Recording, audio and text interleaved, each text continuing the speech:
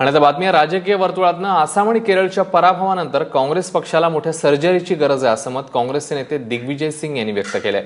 त्यांनी केलेल्या ट्विटची सध्या जोरदार चर्चा होतीये। त्यांचा रोख नेमका कोणाकडे आहे स्पष्ट नसलं तरी त्यांच्या ट्विटवरनं अनेक तर्कवितर्क लढवले जात आहेत। त्यामुळे दिग्विजय सिंगांचा नेमका कोणाकडे रोख होता या संदर्भात आता चर्चा सुरू आहे।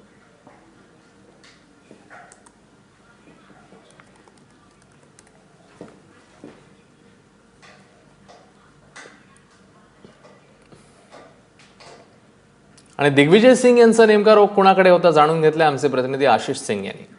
कांग्रेस महासचिव दिग्विजय सिंह ने औपचारिक तौर पर पार्टी को यह सलाह दी है कि पार्टी में बड़ी सर्जरी की जरूरत है। हमारे साथ खुद पार्टी के वरिष्ठ नेता दिग्विजय सिंह है। दिग्विजय जी, आप ये सलाह दे रहे हैं कि सर्जरी की जाए पार्टी की, डायग्नोसिस क्या कर रहे हैं आप? पार्टी के लीडर्स राहुल गांधी, सोनिया गांधी, इस स्तर पर सर्जरी की जरूरत है या नहीं है? देखिए, किसी भी मरीज का जो उसके सिम्टम्स होते हैं, उन सिम्टम्स की जानकारी हमने हमारी लीडरशिप को दे दी। जबकि एंटनी कमेटी बनी, उसके बाद फिर राहुल जी ने लगभग सभी बड़े नेताओं से चर्चा की और चर्चा करने के बाद उसमें उन्होंने कहा कि राज्यों के लीडर से भी मिलिए, जिले के लीडर से मिलिए और सबने अपना प्रतिवेदन 28 फरवरी 2015 को दे दिया। अब सिम्टम्स पहुंच गए लीडर के पास। अब कांग्रेस प्रेसिडेंट और वाइस प्रेसिडेंट को उसमें निर्णय करना चाहिए। मैं सीधा सवाल पूछ रहा हूं आपसे सर, पार्टी को लीड कर रहे हैं राहुल गांधी, उनके चेहरे पे आप लोग पूरे देश भर में सारे विधानसभा चुनाव लड़ रहे हैं। सोनिया जी और राहुल जी दोनों कर रहे हैं। अब भी एमसीडी का नतीजा आया कुछ सीटों का और अजय माकन साहब ने औपचारिक तौर पर कहा कि जीत का श्रेय राहुल गांधी जी को जाता है, तो हार का श्रेय फिर राहुल गांधी को क्यों? सर्जरी उस स्तर पे क्यों नहीं, मैं ये समझना चाहता हूं। हार का और जीत का श्रेय जो है सबको जाता है। इस हार में आप अगर शामिल उन सब लोगों को भी नहीं करेंगे जो राज्यों में लीडर हैं, जो राज्यों के प्रभारी हैं, उनको भी आप शामिल नहीं करेंगे क्या? यदि आप देखेंगे तो ये नतीजे तो एक्सपेक्टेड लाइन पे गए हैं। केरला में एक बार एक पार्टी, एक बार दूसरी पार्टी। तमिलनाडु में अगर ये अलायंस पहले हो जाता तो ये हॉरिजॉन्टल इंटीग्रेशन जो होना चाहिए था वर्कर्स का, वो हो जाता। यही शिकायत वहां पे पश्चिम बंगाल में रही। अगर यही अलायंस पहले हो जाता तो वोट ट्रांसफर में आसानी होती। खैर, एक हम लोगों को जो धक्का जो लगा है वो असम में लगा है और असम में भी 3 टर्म लगातार 15 साल का एंटी इनकम्बेंसी था और एंटी इनकम्बेंसी होने के बाद स्वाभाविक है कि थोड़ी बहुत नाराजगी लोगों की हो ही जाती है। और उसी में हेमंत बिस्वा शर्मा, जिसको कि तरुण गोगोई जी ने अपना उत्तराधिकारी ही बना रखा था, उन्होंने एन मौके पे धोखा दे दिया। पर उनकी शिकायत है कि आपके लीडर उनसे मिलते नहीं थे। उनके आप जानते हैं दिग्विजय जी, उन्होंने कहा कि राहुल जी वक्त नहीं देते थे। ऐसा, मेरी बात सुन लीजिए, क्या तरुण गोगोई उनको टाइम नहीं देते थे? क्या तरुण गोगोई की वजह से वो यहां तक नहीं पहुंचे थे? लेकिन कुछ तो टीस रही होगी ना कि वो राहुल जी का नाम टीस थी कि मुझे मुख्यमंत्री क्यों नहीं बनाया। अब क्या किसी के कहने पर किसी बैठे हुए मुख्यमंत्री को हटाया जा सकता है क्या? अच्छा, इन सारे फैक्टर्स के बावजूद दिग्विजय जी फिर पार्टी तो क्लेम कर रही थी ना कि हम जीत के लाएंगे राज्य को। हाँ तो ठीक है, तो क्लेम तो करते हैं। कोई ये क्या कि चुनाव थोड़ी लड़ते हैं हम लोग कि हम हारने वाले हैं। तो फिर दोहराता हूँ दिग्विजय जी, तो फिर क्या उस चेहरे की जिम्मेदारी नहीं? आप जानते हैं पूरी की पूरी बीजेपी आज आपकी पार्टी पे किस तरह के कटाक्ष कर रही है। कटाक्ष तो पहले नहीं करती थी क्या? वो तो हारने पे भी कटाक्ष करती है और जीतने पे भी कटाक्ष करती है। क्या 2009 में कटाक्ष नहीं किए थे हम पर? कि 2004 में कटाक्ष नहीं किए थे?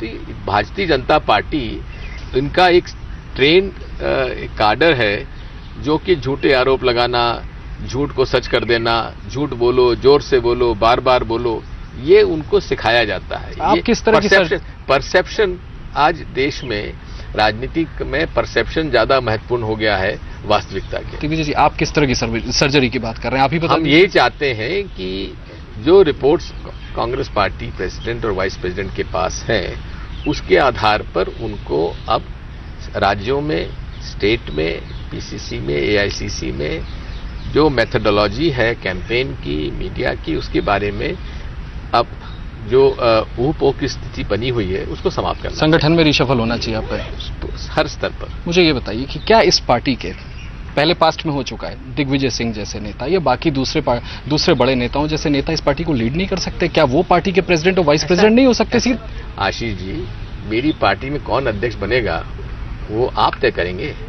लोकतांत्रिक पार्टी है सर, लोकतांत्रिक पार्टी है ना, तो आइए चुनाव लड़वाइए, जिसको लड़ना चुनाव लड़े। एआईसीसी प्रेसिडेंट का चुनाव आने वाला है, लड़े।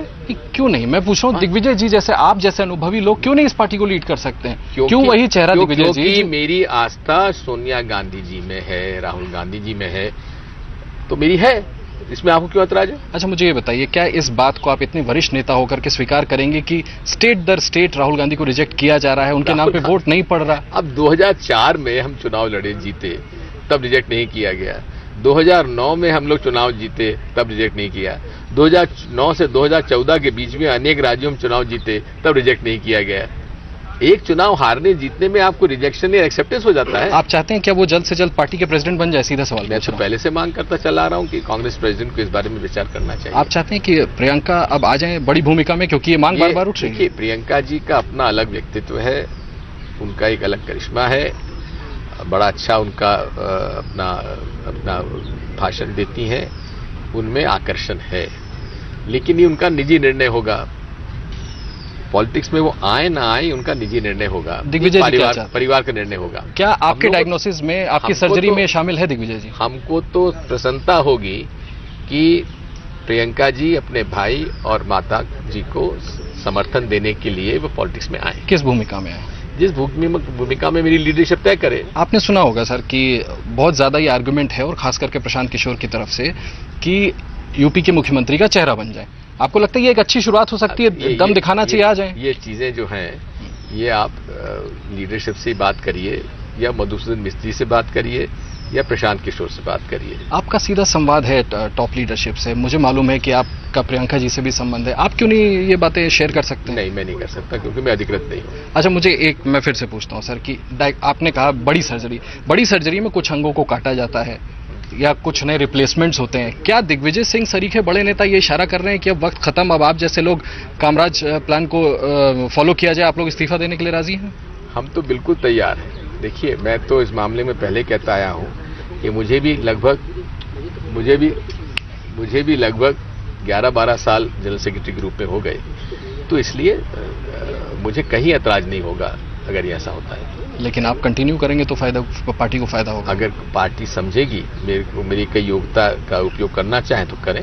क्या आप ये दिग्विजय जी ये बड़ा ऐलान कर रहे हैं कि दिग्विजय सिंह इस्तीफा देने को राजी हैं, या खुद अपने पद से इस्तीफा देने? मैं एक बात जानता हूं, अमृत मंथन हुआ था, अमृत और जहर हुआ, तो हम सब कांग्रेस का एक एक कार्यकर्ता अपनी पार्टी के लिए, अपनी लीडरशिप के लिए जहर पीने के लिए तैयार है। एक बात और बता दें मुझे कि क्या प्रियंका जी राहुल गांधी से बड़ी भूमिका में आ सकती है इस पार्टी में? आपको लगता है कि तब पार्टी का दोबारा से एक रिवाइवल हो सकता है? ये देखिए, हाइपोथेटिकल क्वेश्चंस हैं, कौन क्या होगा, कब होगा, कैसे होगा, ये सब चीजों का इंतजार करिए।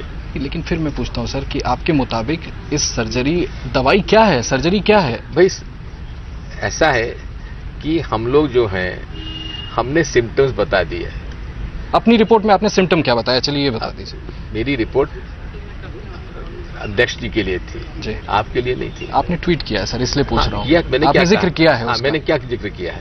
आपने कहा कि सर्जरी, माफ कीजिएगा, कि आपने रिपोर्ट सबमिट की है। हाँ, तो तभी तो मैं पूछ रहा हूँ कि आखिर उस सर्जरी है क्या? तो सर्जरी तो सर्जन तय करेगा ना, कांग्रेस अध्यक्ष सोनिया गांधी। या सिम्टम बताने वाला पेशेंट तैयार करेगा। अच्छा, नटवर सिंह जी ने कहा, पुराने आपके सहयोगी हैं, कि आग नहीं है राहुल गांधी में, पार्टी को उसका खामियाजा भुगतना पड़ रहा है। नटवर सिंह जी में कितनी आग है हम सबने देखा है।